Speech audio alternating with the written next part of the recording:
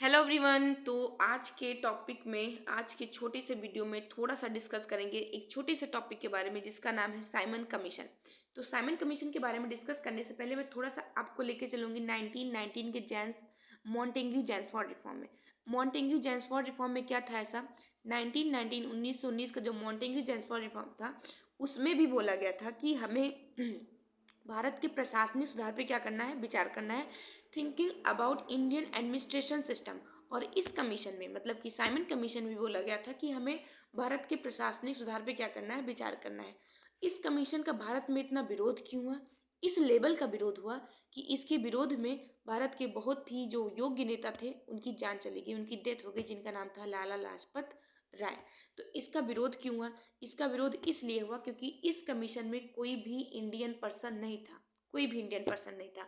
क्यों नहीं था? क्योंकि उस समय इंडिया के जो वायसराय थे जिनका नाम था लॉर्ड इरविन, लॉर्ड इरविन ने साइमन कमीशन के अध्यक्ष को ये सुझाव दिया था कि इंडियंस के अंदर भी इतनी योग्यता नहीं है कि वो अपने लिए कानून बनाए, अपनी कंट्री के लिए कानून, लोगों के लिए कानून बनाए, इसलिए इंडियंस को इसमें इन्वॉल्व मत करिए। तो अध्यक्ष ने ऐसा ही किया, इंडियंस को इन्वॉल्व नहीं किया। साइमन कमीशन के जो अध्यक्ष थे उनका नाम था सर जॉन साइमन, और इन्हीं के नाम पे क्या पड़ा, साइमन कमीशन पड़ा। तो सर जॉन साइमन को मिलाकर इस कमीशन में कुल 7 लोग थे। कितने लोग थे? टोटल 7 लोग थे। और जब ये कमीशन इंडिया में आया बनठन के फरवरी में आया, कब आया? फरवरी 1928 में आया।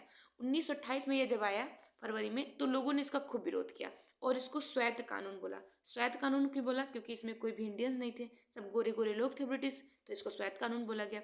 विरोध बहुत बड़े लेवल पर हुआ, जैसे मैंने आपको स्टार्टिंग बता दिया, इस लेवल पे हुआ कि इसमें एक सबसे अच्छे नेता भी चले गए, उनकी जान चली गई।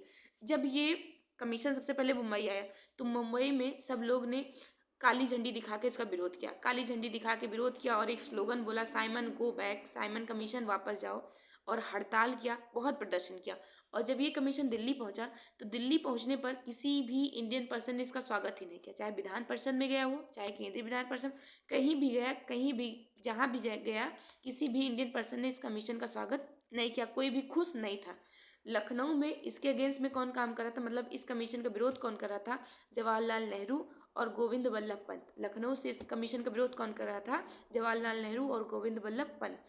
लाहौर में इसके विरोध कर रहे थे लाला लाजपत राय। लाहौर से कौन विरोध कर रहा था?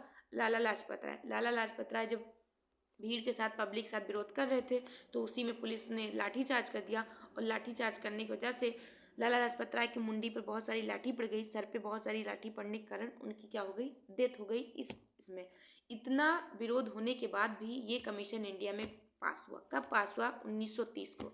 1930 को साइमन कमीशन इंडिया में पास हुआ। और ये ज़्यादा सक्सेस नहीं हुआ। क्योंकि ज़्यादा सक्सेस क्यों नहीं हुआ?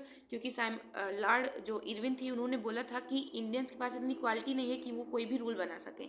उन्होंने चैलेंज दिया कि वो तभी इंडियंस को सेलेक्ट करेंगे, अपने पार्टी में मतलब रखेंगे, पार्टिसिपेट करेंगे, उनको कोई ना कोई प्रूफ देना पड़ेगा। तो फिर इसी साइमन कमीशन के पीछे ही, साइमन कमीशन के पीछे ही नेहरू रिपोर्ट पेश की गई। क्या पेश किया गया? नेहरू रिपोर्ट एज आ प्रूफ में पेश किया गया कि इंडियंस के पास भी इतनी क्वालिटी है, एबिलिटी है कि वो रूल्स बना सकते हैं। और इस रूल को जो नेहरू रिपोर्ट पेश किया गया था, इसको कौन पेश किया था? मोतीलाल नेहरू ने। तो आगे हम पढ़ेंगे नेहरू रिपोर्ट, फिर कभी वीडियो में पढ़ेंगे। होप सो आपको इतना वीडियो समझ में आया होगा। समझ में आया है तो वीडियो को शेयर करिए ज़्यादा से ज़्यादा। And never stop learning.